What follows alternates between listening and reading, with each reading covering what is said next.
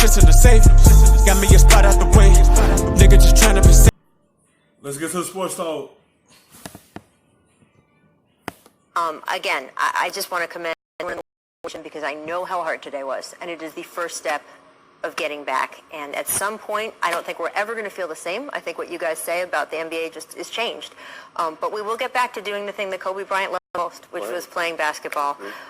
So in that spirit, I want to welcome back somebody who we've been missing from this game, and I think it's important to mention on this show, we have long awaited the return of one of the bright souls in the NBA, Victor Oladipo. He will play tonight as the Pacers host the Bulls. It's been 1 year and 6 days since he suffered that ruptured quad tendon.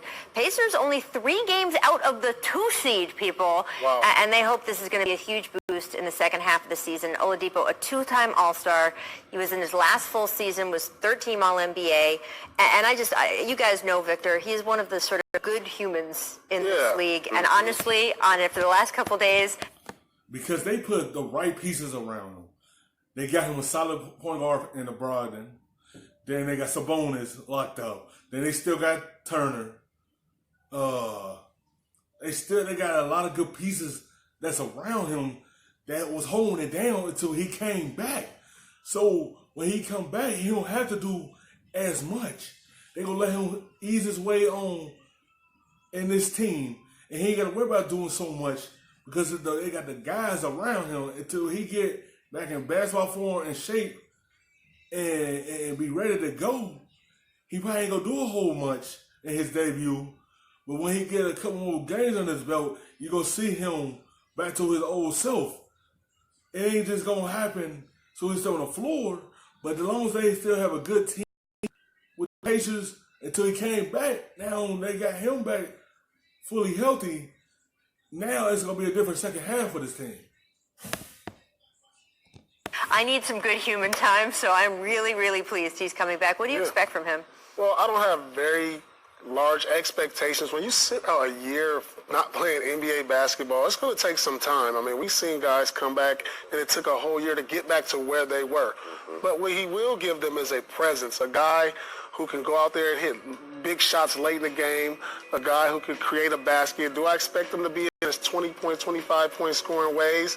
Probably not right away, but he gives them another presence, especially at the end of ball games. I think Paul hit it on the head. People have to realize, I mean, the extended time he's out, so he's not even in preseason form. And guys are in midseason form going into All-Star break, so there's a big difference between the conditioning of your body, your mental approach, and just how your game is flowing at this point of the season. That's what it is. When you're out for a year, you still in preseason form. Everyone's in mid-season form, so he got to do some catching up to do. It's not going to coming off the rip and playing like he was before the injury.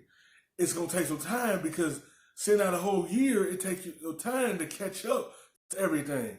Right now, he just got to play preseason ball until he get his legs back under him and his basketball win back under him. It's going to take some time before you see the old Victor Oladipo.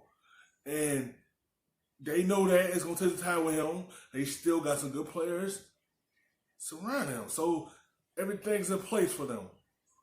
3 games back from the 2nd seed. Once he catch up, you're going to see the difference in the Pacers. They got their all-star back on the floor.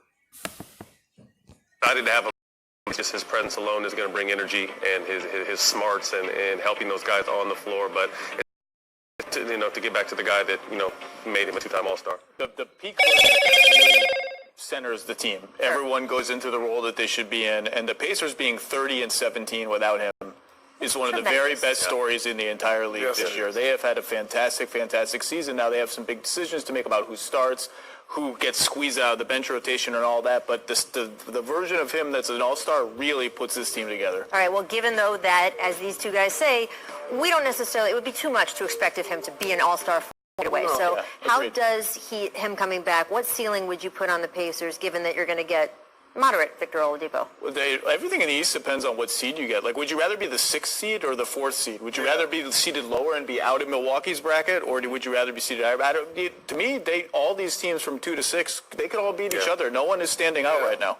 I mean, look, the East is more interesting than people gave it credit for going into the season. The Pacers are one of those teams. Of course, the Celtics one of those teams. The Heat.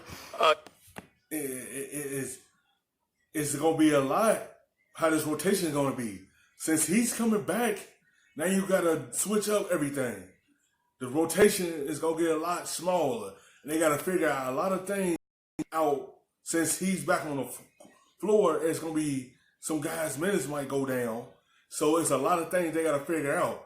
And then this team is 30-17 without him being on the floor. That had to do with good coaching. Nate Miller's a good coach. That's why this team is 30-17.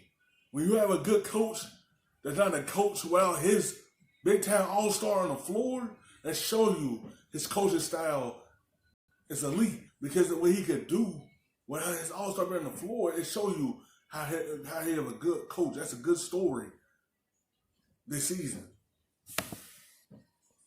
Just before we get out, I thought I wanted Paul to mention he had a great idea while we were talking off camera about what Staples Center should do. That's what they should do for Kobe. Which? Change the Staples Center name, Kobe Bryant Stadium. I agree. Well, 100%. we'll have to ask. That's a good move right there. Irving Azoff owns the Staples Center. I mean, you can say Kobe Bryant Center by Staples. Right, the Bryant Center. That's He built it. Right, he certainly did. I've seen people float that in the All-Star game, one team. I think they should call it the Mama Center. I feel they should change it to the Mama Arena.